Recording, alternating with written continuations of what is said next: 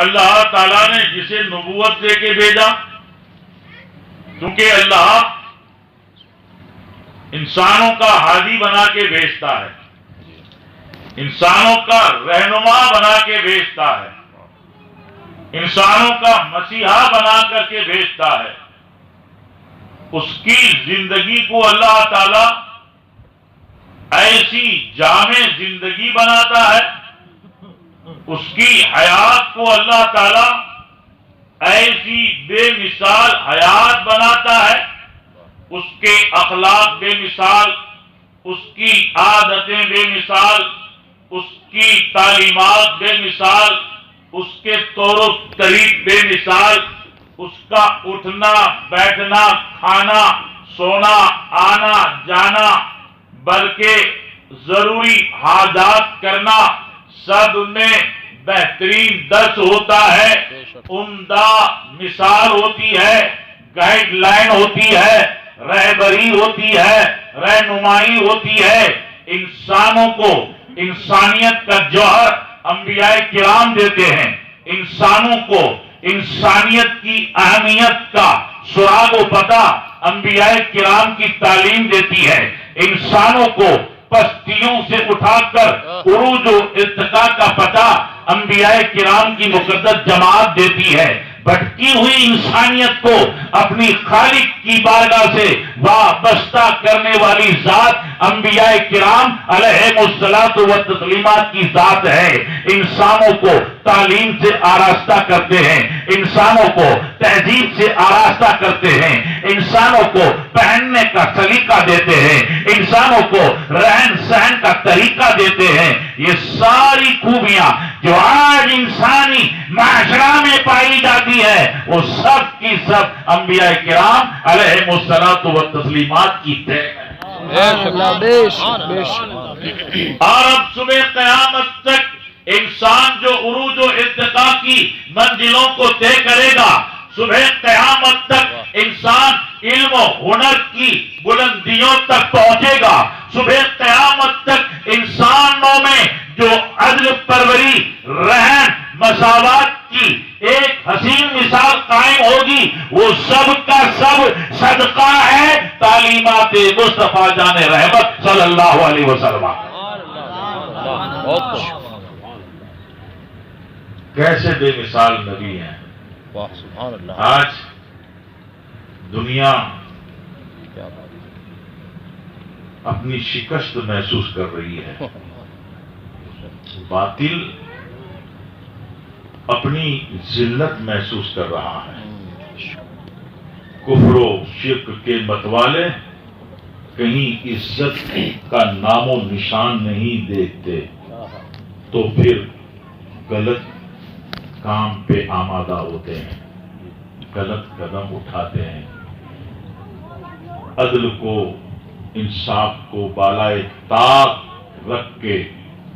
سورج پہ خاک اڑانے کی کوشش کرتے ہیں۔ آج دنیا دیکھ رہی ہے کہ اقتدار میں بیٹھنے والوں کی شہ پا کر حکومت میں بیٹھنے والوں کی پشت پناہی کی بنیاد پر رحمت للعالمین صلی اللہ تعالی علیہ وسلم کی توہین کرنے والے اور ام المؤمنین سیدہ عائشہ رضی اللہ تعالی عنہا کی اہانت کرنے والے خود سمجھتے ہیں کہ یہ ہمارا طریقہ صحیح نہیں ہے، یہ ہمارا قدم غلط ہے۔ شرافت کے لحاظ سے، انسانیت کے لحاظ سے، بھارت کے ناگرک ہونے کی حیثیت سے، بھارت کے سنویدھان کے خلاف ہے یہ، بھارت کے امن امان سہنشیلتا اور سوہارد کے خلاف ہے یہ، اس ملک کی شانتی کے ورودھ قدم ہے، مگر کرے کیا؟ باطل کے پاس اب کوئی چارہ نہیں ہے، باطل کے پاس اب کوئی راستہ نہیں ہے، باطل کا مزاج ہی یہی ہے کہ غلط کرنا، حقیقت کے خلاف کہنا، صداقت کے خلاف کہنا، حقانیت کے خلاف کہنا، اجالوں کے سامنے اندھیرا پھیلانے کی کوشش کرنا، امن کے سامنے ظلم کو پھیلانے کی کوشش کرنا، انسانیت کے سامنے حیوانیت کا کردار پیش کرنا، اور شریفوں کے سامنے بدماش کی شکل میں آنا۔ لیکن یہ اسلام کی تاریخ کا کوئی پہلا حادثہ نہیں ہے، یہ اسلام کی تاریخ کا کوئی پہلا واقعہ نہیں ہے۔ ہر دور میں نبی پاک صلی اللہ علیہ وسلم کی توہین کرنے والے آئے، ہر زمانہ میں اللہ کے نبی صلی اللہ تعالی علیہ وسلم کے خلاف مشن کو آگے بڑھانے والے آئے، قلم چلایا، زبان چلائی، ٹیمیں بنائی اور سنگٹھن بنائے، مال دے کر، روپیہ دے کر، لالچ دے کر کے چاروں دشاؤں میں رحمت للعالمین صلی اللہ تعالی علیہ وسلم کی صاف ستھری چمکتی شبیہ کو داغدار کرنے کے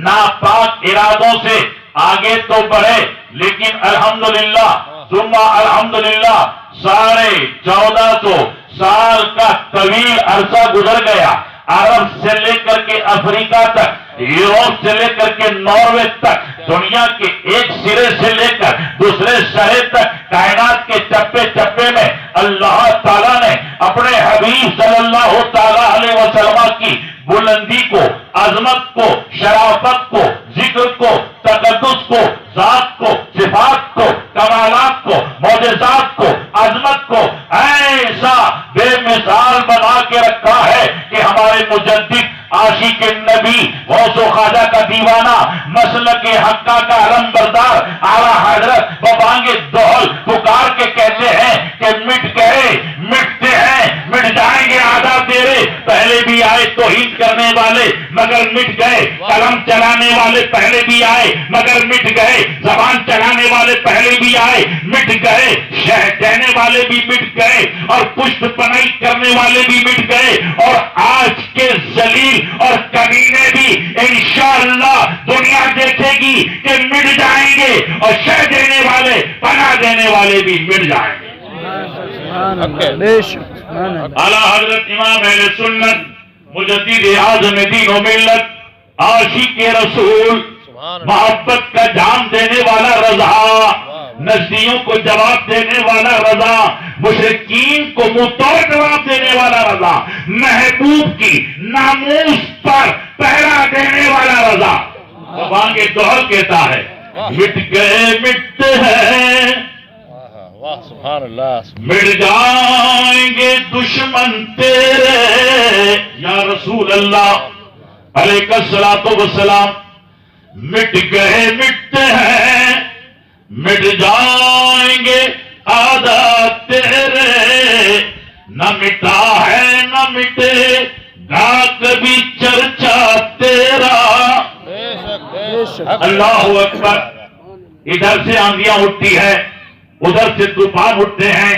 ادھر سے حکومت کی شے ہے، یہاں ظلم کا نظام ہے، طاقت کا سہارا ہے، مگر واہ رے واہ اے میرے آقا علیہ الصلوۃ والسلام، اللہ نے کیسے عظمت والے چراغ دیے ہیں، کیسی عظمت والی مشعل دی ہے، کیسی شان والے آپ کو چاند اور سورج دیے ہیں کہ جہاں دیکھو آپ ہی کا چرچا ہے، جہاں دیکھو آپ ہی کا شہرا ہے۔ اتنے دشمن آئے اور آ رہے ہیں اور آئیں گے، مگر اللہ نبی کی ذات پہلے بھی بے مثال تھی، آج بھی بے مثال ہے اور قیامت تک بے مثال رہے گی۔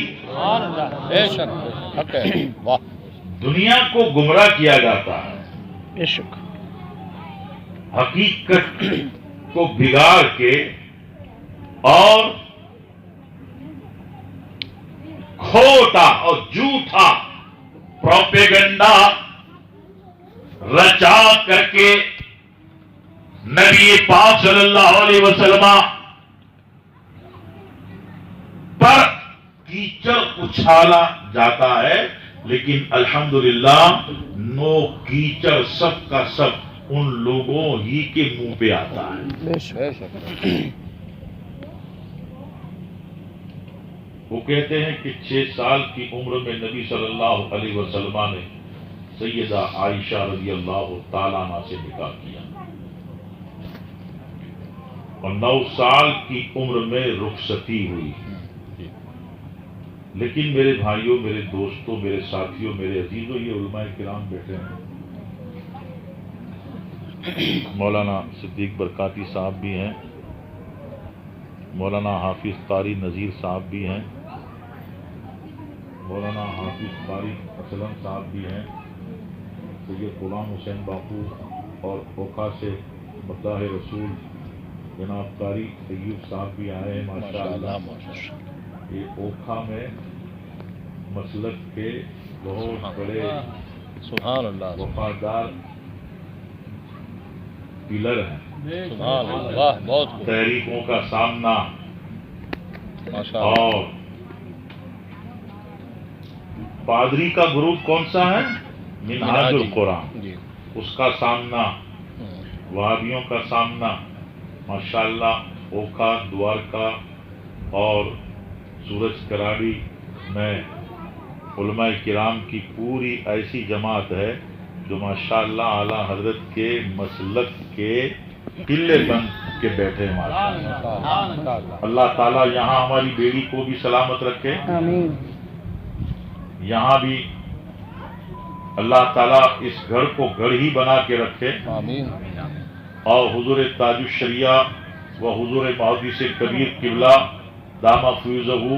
کے فیضان اور برکات سے اللہ تعالیٰ مرکز ہمارا بریلی شریف ہے، اس مرکزیت پر ہم اور آپ ایمانداری سے ثابت قدم رہیں. اگر چند لوگ کچھ شرارت یا اپنی ناعاقبت اندیشی سے بگاڑنے کی کوشش کرتے ہیں تو ہم آگاہ رہیں، خبردار رہیں، متنبہ رہیں اور اس پاک فضا کو بگڑنے نہ دیں انشاءاللہ تعالی. میں یہ عرض کر رہا تھا کہ اللہ کے نبی صلی اللہ تعالی علیہ وسلم نے اپنی زندگی میں، اپنی حیات میں سب سے پہلا نکاح کیا. کس عمر میں نکاح کیا؟ مشہور روایات ہیں 25 سال کی عمر. اور جس خاتون سے ہمارے آقا صلی اللہ تعالی علیہ وسلم نے نکاح فرمایا اس پاک اور طاہرہ خاتون کی عمر پاک کتنی تھی؟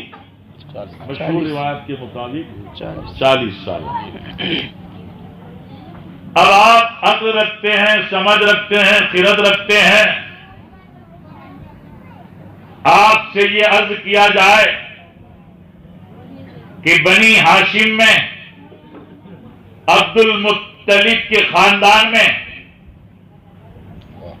عبداللہ کے شہزادے سیدہ آمنہ کے لال نبی بے مثال شیر خارگی سے لے کے طفولیت اور جوانی کے عالم میں بھی آپ دیکھیے نبی پاک کی سیرت کو، آپ کے تقدس کو، آپ کی پاکی کو، تو دنیا مثال دینے سے قاصر اور عاجز ہے. ہمارے آقا صلی اللہ تعالی علیہ وسلم 25 سال کے جوان تھے اور زندگی کا پہلا نکاح تھا. اگر ہمارے آقا صلی اللہ تعالی علیہ وسلم چاہتے تو بنی ہاشم میں بہت سی ایسی 2 شیزائیں تھیں جو بہت حسینہ تھی،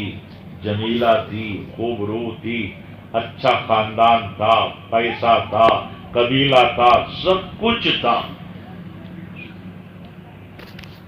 اگر دنیا یا دنیا کی عزت یا دنیا کا منصب یا دنیا کا کوئی مقام حاصل کرنا ہوتا تو عقل رکھنے والے، خرد رکھنے والے اور فکر رکھنے والے کسی دوشیزہ کنواری 18، 19، 20، 22 سال کی لڑکی سے نکاح کا شوق رکھتے، نکاح کی رغبت رکھتے، نکاح کرنے کا ارمان رکھتے، اور اس کے ماں باپ، بھائی بہن، قبیلہ، خاندان تجارت والا ہے، مال والا ہے، دولت والا ہے، اثر رکھتا ہے، رسوخ رکھتا ہے، ایسے قبیلے میں نکاح کرنے کا فیصلہ لیا جاتا اور اسی طرف وہ اپنی توجہ دیتے۔ مگر اٹھاؤ اسلام کی تاریخ، رحمت عالم کی سیرت کو اٹھاؤ، ساری سیرت کے باب کو پلٹو، رحمت للعالمین صلی اللہ تعالی علیہ وسلم کے نکاح کا چیپٹر پڑھو تو آپ حیران رہ جاؤ گے، دنیا دنگ رہ جائے گی کہ کیا وجہ ہے 25 سالہ کنوار محمد عربی صلی اللہ تعالی علیہ وسلم کسی دوشیزہ کنواری سے نکاح کرنا پسند نہیں کرتے، بلکہ بیوہ اور 40 سالہ خاتون سے نکاح کا فیصلہ کرتے۔ کیا بات ہے، یہ فیصلہ پیغمبرانہ فیصلہ ہے، بے شک یہ فیصلہ رہبرانہ فیصلہ ہے، اس فیصلے میں انسانیت کی کامیابی ہے، اس فیصلے میں انسانوں کی بھلائی ہے۔ جب کوئی بیوہ سے نکاح کرنا کنوارے پسند نہیں کرتے تھے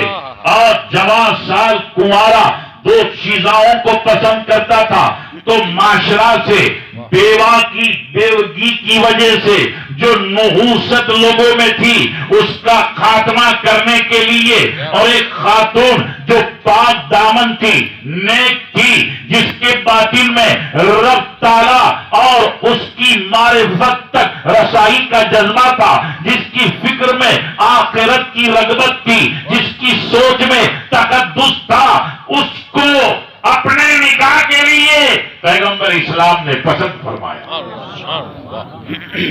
یہ جو لوگ کہہ رہے ہیں انہیں پتا نہیں، امیر المومنین حضرت ابو بکر صدیق رضی اللہ تعالیٰ عنہ، وہ 3 چیزوں والی روایت ہے، کس کس کو کون سی 3 چیزیں پسند تھی۔ نبی صلی اللہ تعالی علیہ وسلم کو 3 چیزیں، حضرت جبرائیل علیہ السلام کو 3 چیزیں، حضرت ابو بکر صدیق کو 3 چیزیں، فاروق اعظم کو 3 چیزیں، عثمان غنی کو 3 چیزیں، مولا کائنات کو 3، سب کی اپنی 3 پسند۔ جی واہ، امیر المؤمنین حضرت ابو بکر صدیق رضی اللہ تعالی عنہ سے جب پوچھا گیا، اے ابو بکر تمہیں 3 چیزیں کون سی پسند ہیں؟ واہ واہ، تو حضرت ابو بکر صدیق رضی اللہ تعالیٰ عنہ اپنی پسند کی 3 چیزوں کا ذکر کرتے ہوئے پہلی چیز کا ذکر کرتے ہیں اور کہتے ہیں کہ ایک تو میری پسند یہ ہے کہ مجھے بار بار میرے آقا کا دیدار ہوتا رہے۔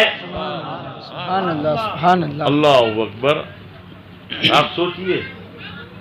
1400 سال کے بعد ایک عاشق کے خاندان میں ایک بیٹا عاشق پیدا ہوتا ہے حضور کا، اور اس خاندان میں حضور کی محبت اور عشق کا یہ عالم کہ دنیا کے کروڑوں انسانوں تک یہ عشق اور محبت کی خیرات لوگوں تک پہنچی۔ حضور مفتی اعظم ہند رحمۃ اللہ تعالی نے اعلیٰ حضرت رضی اللہ تعالیٰ عنہ کے شہزادے ہیں، ایک نعت میں کہتے ہیں، اللہ تعالیٰ کی بارگاہ میں اپنی تمنا، اپنی آرزو پیش کرتے ہیں، کہتے ہیں کچھ ایسا کر دے، کچھ ایسا کر دے میرے کردگار آنکھوں میں ہمیشہ نقش رہے ہوئے یار۔ جب 1400 سال کے بعد آنے والے عاشق کے جذبہ دید کا یہ عالم ہے تو پھر ابو بکر کے جذبہ دید کا عالم کیا ہوگا؟ سبحان اللہ سبحان اللہ بہت اللہ اکبر. واہ امیر المومنین حضرت ابو بکر صدیق رضی اللہ تعالیٰ عنہ اپنی تین بہت ہی محبوب اور پسندیدہ چیزوں کا ذکر کرتے ہیں. ان میں پہلی چیز حضرت ابو بکر صدیق رضی اللہ تعالیٰ عنہ کہتے ہیں کہ میری نگاہوں کے سامنے میرے آقا صلی اللہ علیہ وسلم کا سراپا ہے. سبحان اللہ سبحان اللہ. یہ میری پہلی پسند. اور دوسرا میرے آقا کی رضا کے لیے میری دولت خرچ ہو،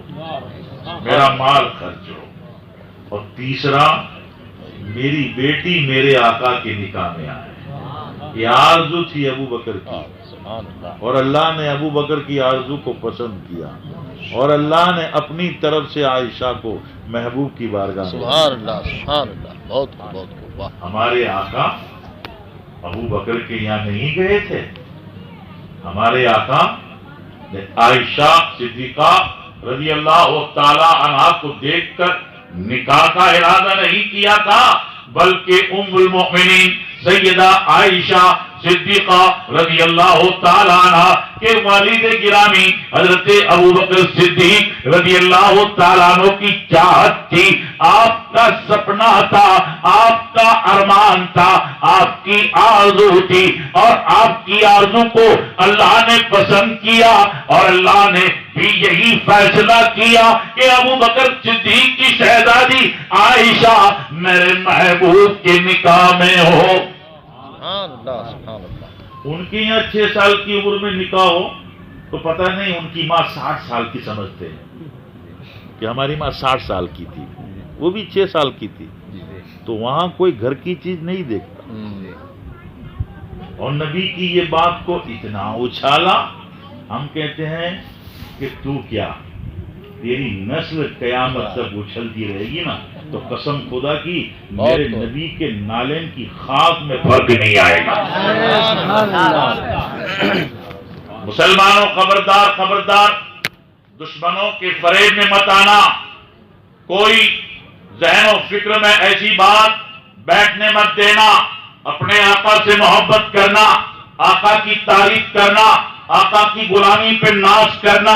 آقا کی سیرت کو اللہ نے ایسا پاک بنایا ہے کہ اللہ نے جو جو بیوی ہمارے آقا کو عطا کی، ہمارے آقا نے جس جس خاتون سے نکاح کیا اور اپنے نکاح میں جنہیں جگہ دی، اپنی شریک حیات بننے کا شرط دیا، جنہیں ہم اور آپ امہات المؤمنین کہتے ہیں، اللہ اللہ،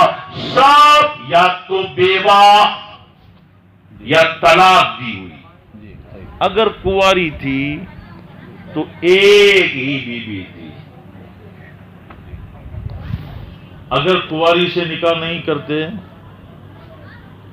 تو امت میں کنواری سے نکاح کرنے کا سنت طریقہ کیسے ملتا؟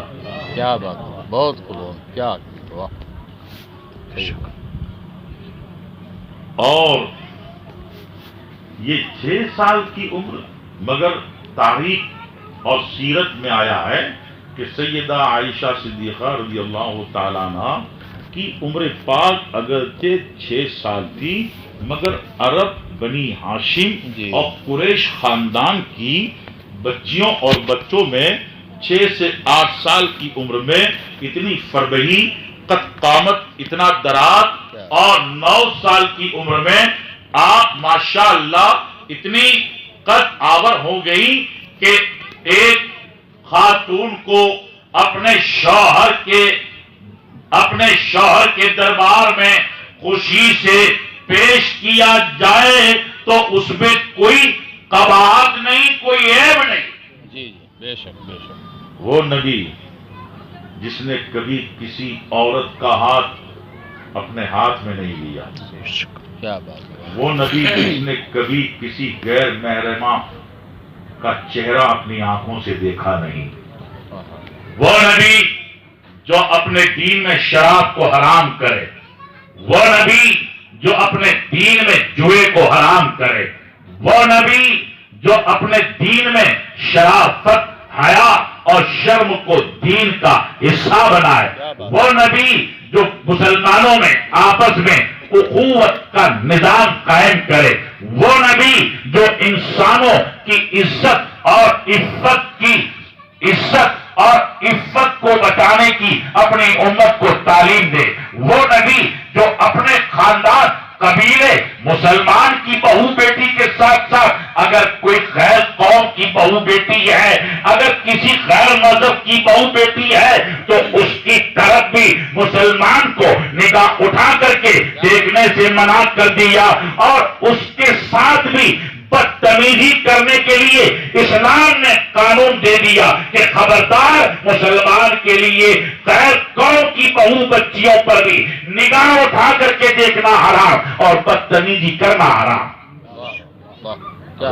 خیال تو کیجیے، سوچیے، یہ لوگ کتنے گھٹیا قسم کے ہیں، کتنے ذلیل ہیں کہ جس کو اللہ نے برہان مبین بنایا، سراپا رحمت بنایا، جو ہر لحاظ، ہر اینگل سے بے مثال،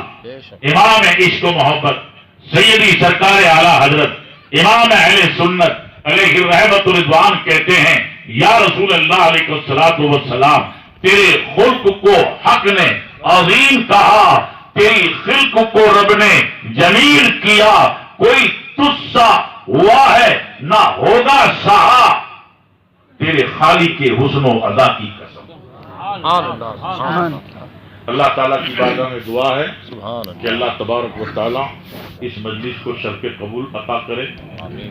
اور جناب داؤد بھائی کی پوتی ہے اور مرحوم نور محمد بھائی جیڑا نواسی، ہاں ماشاء اللہ، یہ نور محمد بھائی سادات کا بڑا عاشق تھا وہ، اور نانی والے باپو کا تو بہت بڑا چاہنے والا تھا، اور جناب داؤد بھائی کے لڑکے الحمدللہ جتنے بھی ہیں سب سادات کے چاہنے والے ہیں، اور جو بھی اعلیٰ حضرت رضی اللہ تعالیٰ عنہ کے مسلک کا ماننے والا ہے وہ سید کا مخالف نہیں ہوگا اور عالم دین کا مخالف نہیں ہوگا، اور کسی سچے مذہب اعلیٰ حضرت اور مسلک اعلیٰ حضرت کے مبلغ کا مخالف نہیں ہوگا۔ اللہ تعالی ہم سب کو